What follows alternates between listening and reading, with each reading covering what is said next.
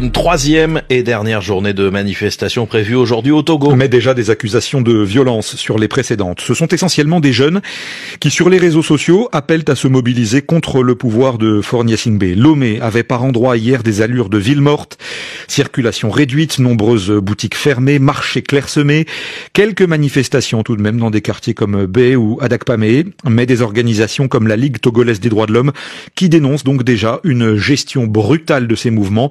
Son président l'évoque à Magali Lagrange.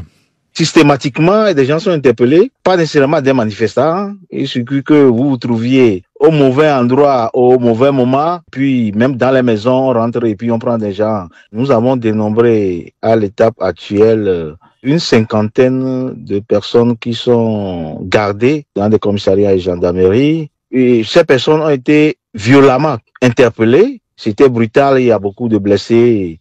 Heureusement, dans les lieux de garde à vue, il n'y a pas eu de mauvais traitement, contrairement à la fois dernière.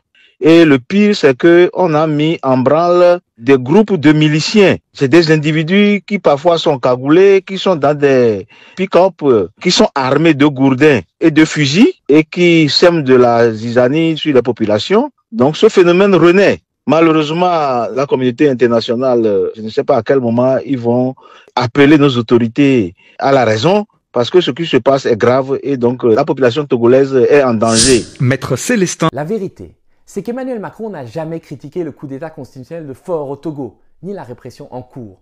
Macron a même eu besoin des services de Faure Gnassingbé récemment, parce que le président togolais a joué les médiateurs pour le compte de l'Élysée, lorsque 4 agents de la DGSE ont été arrêtés au Burkina Faso fin 2023. Faure Gnassingbé avait alors intercédé auprès d'Ibrahim Traoré pour essayer de les faire libérer. Alors oui, Faure s'est rapproché de l'AES qui utilise le port de Lomé comme port d'entrée. Il y a des mercenaires turcs qui combattent les djihadistes au nord du Togo. Mais après une petite brouille au début de l'année 2024, Faure et Macron se sont rabibochés et fait des mamours à plusieurs reprises, comme en commémoration du débarquement en Provence en août 2024, au sommet de la francophonie, en octobre. Parce qu'on se le dise, la France continue d'apporter son soutien au dictateur togolais.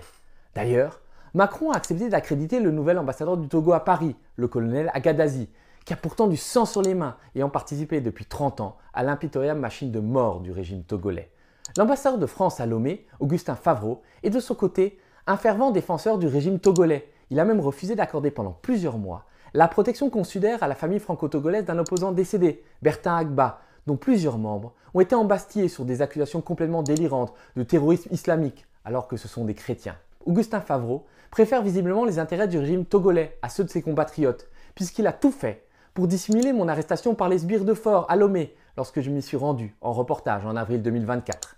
Des entreprises hexagonales continuent de gagner des marchés au Togo, comme la PME Matière qui doit construire 21 ponts au Togo pour un coût total de 100 millions d'euros, largement payé d'ailleurs par le contribuable français. Le trafiquant d'armes français, Robert Montoya, a repris du service à Lomé et livre actuellement du matériel militaire acheté en Europe de l'Est et en Turquie. Et une demi-douzaine de coopérants militaires français continuent à appuyer la gendarmerie et l'armée togolaise.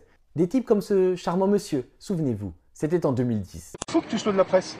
Tu enlèves ça, tu enlèves ta photo s'il te plaît, sinon c'est moi qui le prends. D'accord. Ah, tout de suite. J'ai compris. Non, c'est un numérique. C'est un appareil photo numérique. Bien sûr. Il obéit. Tu veux qu'on te donne un coup sur l'appareil ou quoi? On va y aller doucement. On va y aller doucement. On va y aller doucement. D'enlever la photo. Mon colonel. Moi, on me prend pas en photo comme ça. Tout ça pour vous dire que la France ne cherche pas à renverser Faure Gnassingbé, bien au contraire.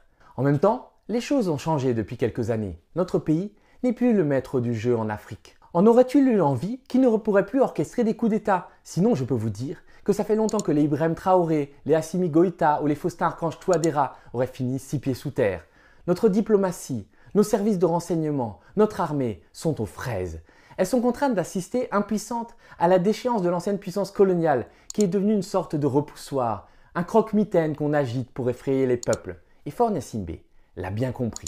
Quoi de mieux pour discréditer la fronde de la jeunesse togolaise que de faire croire qu'elle est manipulée dans l'ombre par la France? Quoi de mieux pour dissuader le peuple de sortir dans la rue que de lui dire « vous êtes des pantins de Macron et de la DGSE ». Alors, le régime togolais se crée une stature panafricaine de carton-pâte pour essayer de sauver sa tête. Il orchestre en sous-main une offensive informationnelle à grands coups de trolls et de fake news sur Facebook ou TikTok menée avec l'appui de certains régimes de l'AES, comme le Burkina. Le but est notamment de faire croire que les chefs de file de la contestation, comme le très courageux journaliste Ferdinand Haïté, sont des agents de la DGSE française. Je vous le disais, l'abus d'alcool est dangereux pour la santé.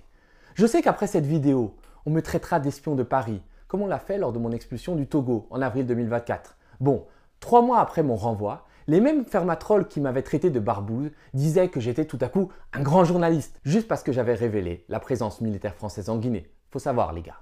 Le 16 juin, le régime de Lomé a encore franchi un pas en interdisant pour 3 mois la diffusion de RFI et de France 24, comme si finalement ces organes de presse français étaient des responsables de la déstabilisation au Togo.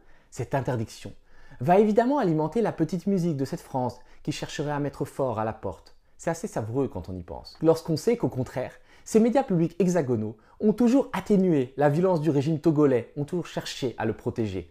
C'est notamment vrai à France 24, où l'un des encadrants est un intime du ministre togolais Gilbert Bawara et ne cesse d'édulcorer toute critique de la dictature sur les antennes de France 24. D'ailleurs, la chaîne avait volontairement passé sous silence mon arrestation et mon expulsion brutale du Togo.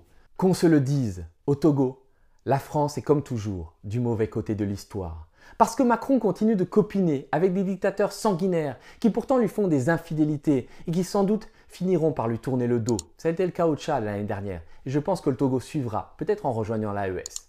Et les grands sacrifiés dans l'histoire seront encore et toujours les peuples, et notamment celui du Togo, qui depuis les années 90 a sacrifié des milliers de ses fils dans une interminable marche vers la liberté. Je me souviens encore de mon père qui fut médecin humanitaire dans le nord du pays et qui me racontait la folie criminelle du colonel Ernest Eyadema, grand frère de Faure, qui était une brute sanguinaire qui n'avait plus la lumière à tous les étages et qui d'ailleurs avait fini par menacer mon père avec une arme. Tous ces assassinats, les vies innocentes rejetées au matin dans la lagune de Lomé, la répression abominable des soulèvements de 1993, de 2005 et de 2017 furent accomplis avec le soutien de la France, qui, je le dis, a le sang du peuple togolais sur les mains et ne l'oublieront jamais.